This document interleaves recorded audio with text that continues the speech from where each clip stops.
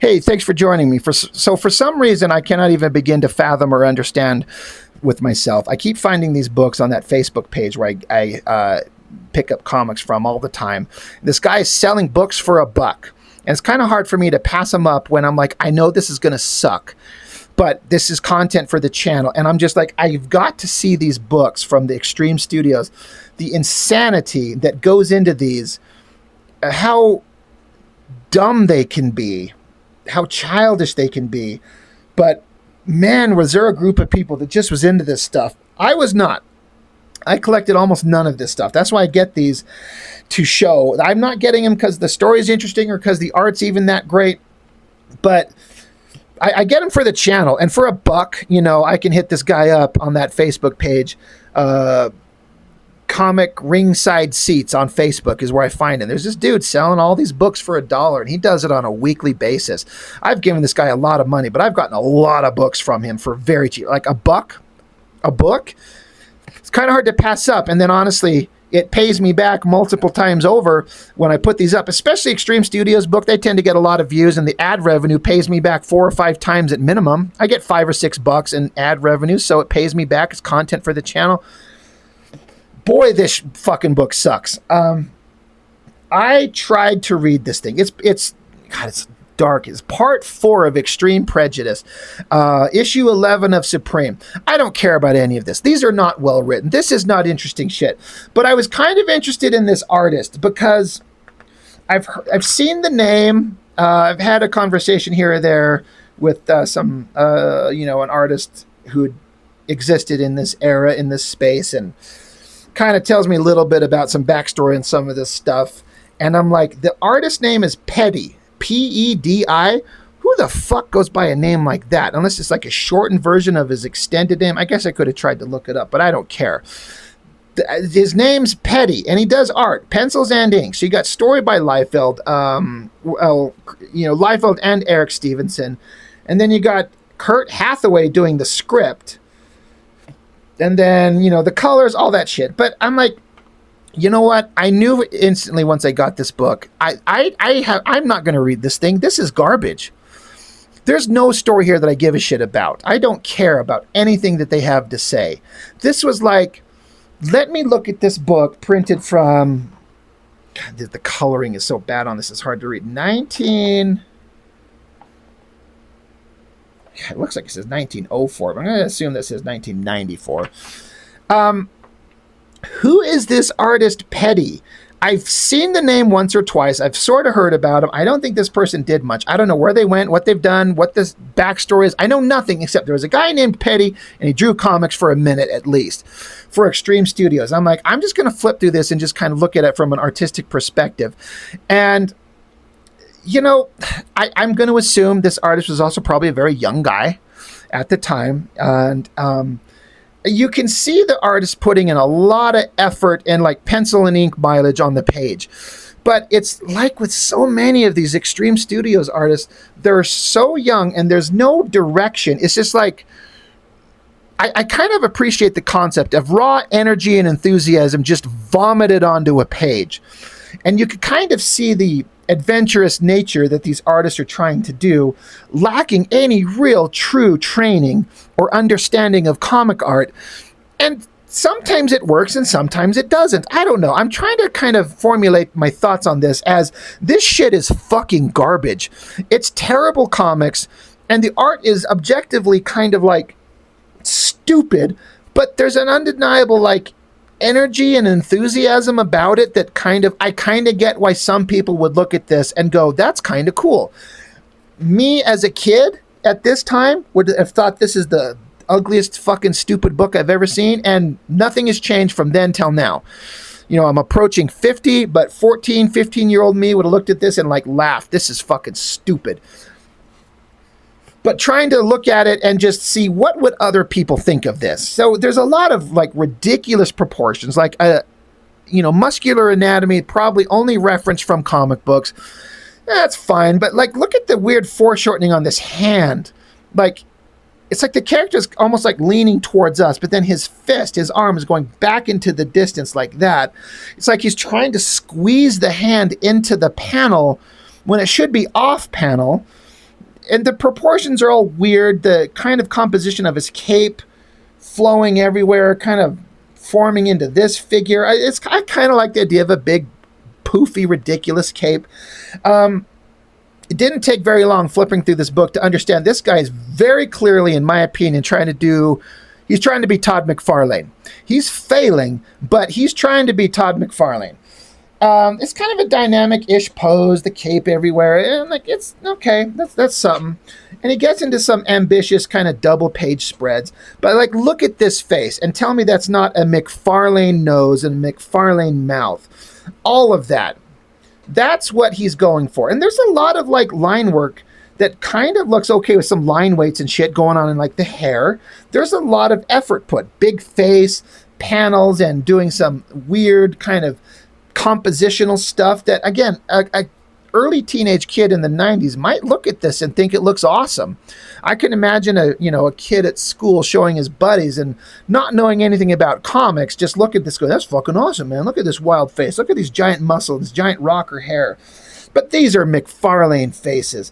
It's got all of his styling, but none of his interest and his energy and his dynamism that McFarlane has. This guy's just faking it without understanding what he's doing. But there's skill, there's drawing ability there. He's drawing some kind of backgrounds and buildings and high angles looking down. And again, the McFarlane thing, flowing capes everywhere. That is so Todd, right?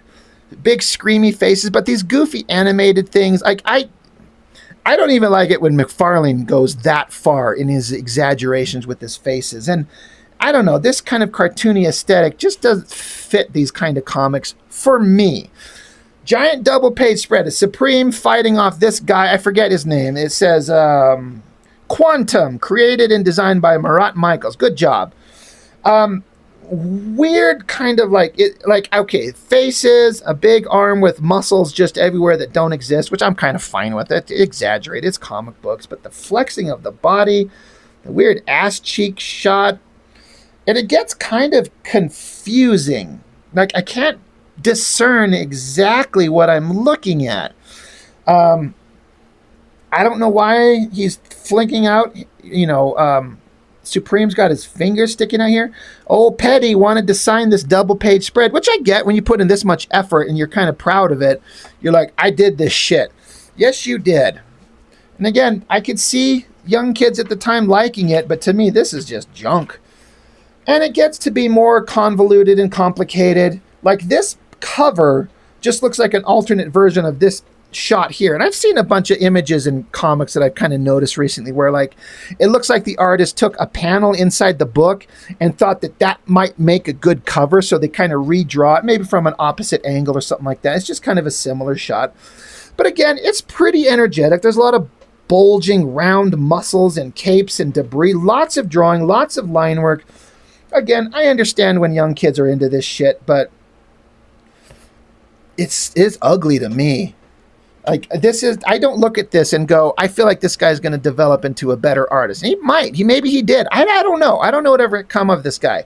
There's an exaggerated energy that's, he's talented. There's something there, but it's just, ugh. And again, some of this gets, like, really hard to understand what I'm seeing. This extreme overhead angle looking down and whatever is going on. So there's capes and there's energy and there's hair. And then we cut to these other characters driving along in a car. Like, this is all kind of fine. Like, it reads. I don't get what this distorted version of what we're looking at here. It's kind of like, this is weird. I think it's supposed to be the hood of the car, and this is the windshield, and this is the building they're approaching. So because we're seeing the reflection on the windshield, it's distorted. It's an ambitious idea. He's trying something, but it's kind of odd. It's weird. And they go inside the house, and then I guess there's Kodiak, as if anyone gives a shit. I don't care about any of these characters, but just, I'm like, and who is this guy? Is this Extreme? Was that a character? It looks like Shatterstar. Bulging, muscles and pecs and flowing hair and eye tattoos and shoulder pads and bulging dick folds and pouches. Like, these are just such stupid comics. But they wrote them so earnestly, like they're so proud of it. like we're supposed to care about the drama going on in these stupid books. Kind of, again, hard to track what's going on. Like, is this head, are these his hands up here blowing into Supreme's face? Lots of hair, lots of cape, flying off into space. I'm like, what is going on? There's a news reporter fucking deep-throating her microphone here. Look at that. Like, is this suddenly a porn comic? She's like gonna fucking suck that thing right off. Like, this is so weird. So odd. And they repeat that. They cut and paste that image from that last page. There and there. And look at that. Tell me that's not a McFarlane face. And he looks like the artist PEDI, because he's inking himself, using a tiny tool to get these little tiny microscopic lines. I wonder what he was using. If he was using like a dip panel, like a nice brand new Hunt 102 with a sharp point, you could get some very, very fine lines. And McFarlane used that type of stuff back in the day.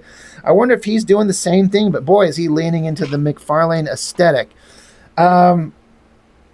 A bunch of other Extreme Studios characters. I guess that's Battlestone and Bloodstrike. I only know that's Battlestone because he's got the skull on his forehead. It's so stupid looking.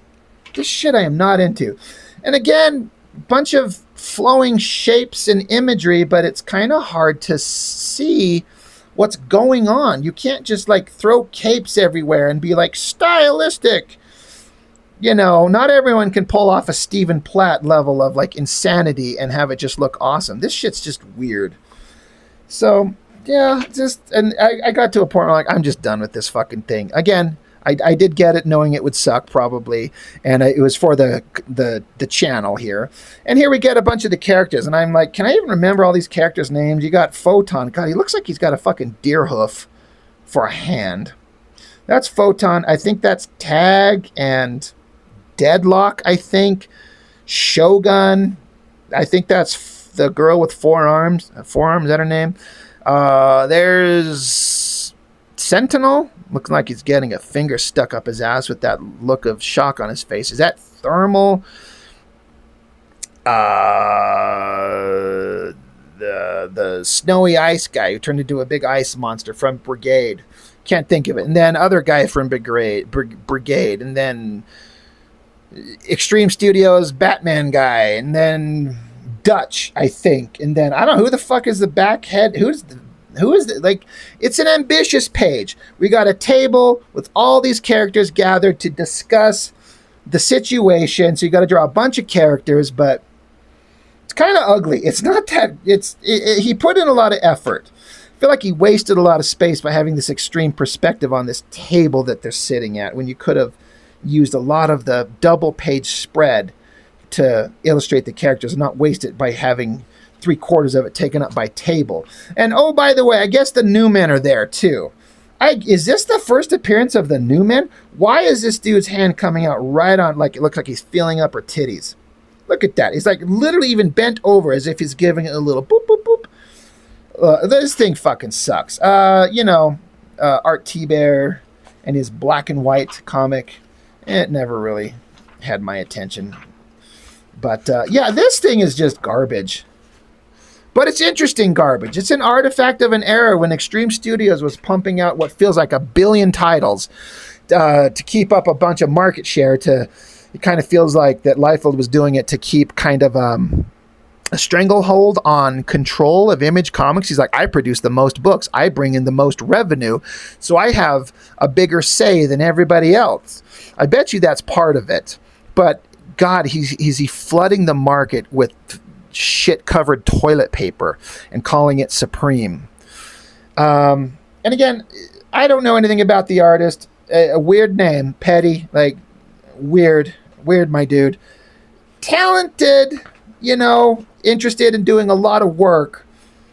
But I don't know. Whatever happened to the guy, I don't know. But boy, if I saw this, I'd be like, I'm never picking up another book of this shit ever again. So that's all I got for now. Thanks for joining me. I really, really appreciate it. See you next time.